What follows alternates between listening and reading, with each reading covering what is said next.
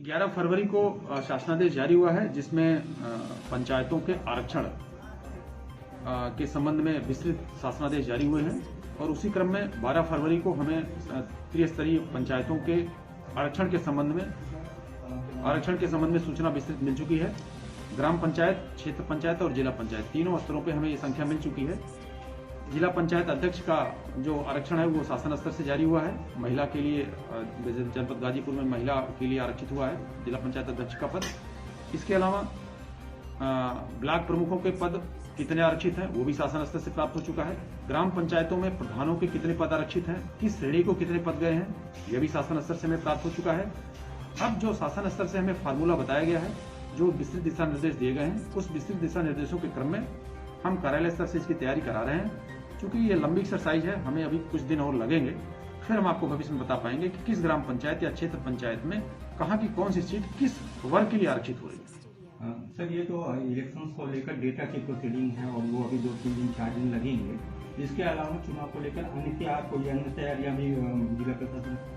देखिए, त्रिस्तरीय पंचायत सामान्य निर्वाचन 2021 के लिए वोटर लिस्ट की तैयारी पूर्व में हो चुकी है और आज भी वोटर लिस्ट के बारे में यदि कहीं से कोई शिकायत हमें प्राप्त होती है तो उसका हम त्वरित निस्तारण करा रहे हैं।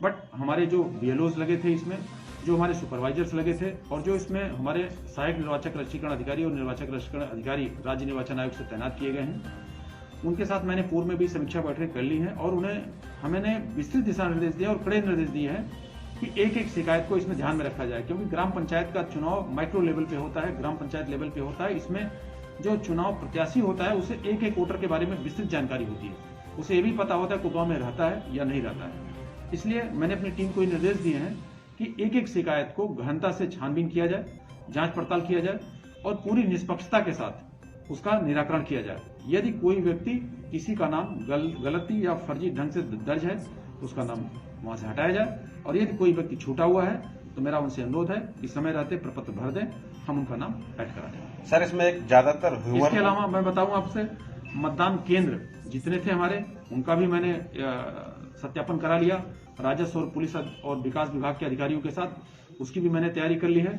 जो हमारे मतदेय स्थल थे उसकी भी मैंने तैयारी कर ली है। तो राज्य निर्वाचन और उत्तर प्रदेश शासन द्वारा जो भी दिशा निर्देश हमें दिए गए हैं उसके क्रम में हमारी तैयारियां बिल्कुल राइट टाइम है। सर, ऐसे में बहुत ज्यादा ह्यूमर उड़ रहे हैं, बहुत सारे सोशल मीडिया पर वर्क किए जा रहे हैं कि ये गांव जो है आरक्षित हो गया है, ये गांव नहीं आरक्षित हुआ। तो इस तरह की सूचनाएं जो ग्राम में फैलाई जा रही है, इसमें क्या कहेंगे सर? नहीं, ये सूचनाएं बिल्कुल फेक है, निराधार है, बेबुनियाद है।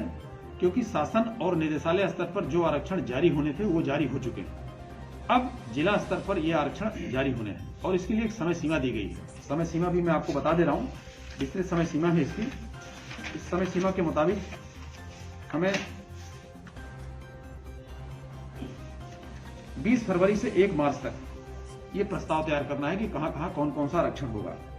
इसके बाद 2 से 3 मार्च को प्रकाशन होगा। फिर 4 से 8 मार्च तक प्रस्तावों पर आपत्तियां ली जाएंगी और 9 मार्च तक एकत्रीकरण होगा उन प्रस्तावों का, उन आपत्तियों का, और फिर 10 मार्च से 12 मार्च तक उसका हम परीक्षण करेंगे और निस्तारण कराएंगे।